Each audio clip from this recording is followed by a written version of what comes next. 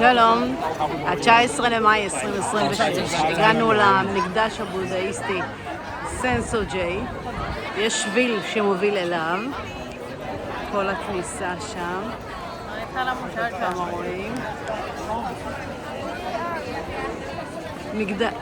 מקום מאוד מאוד צבעוני, מאוד יפה, תראו את הכדורים, אני אלך איתכם קצת.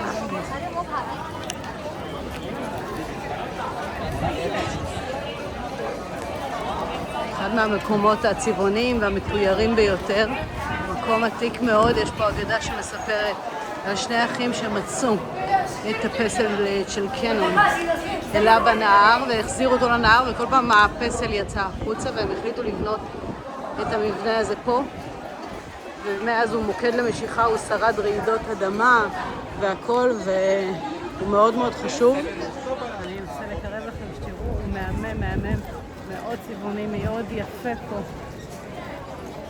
תכף ניכנס לשם, יש פה את זה גם.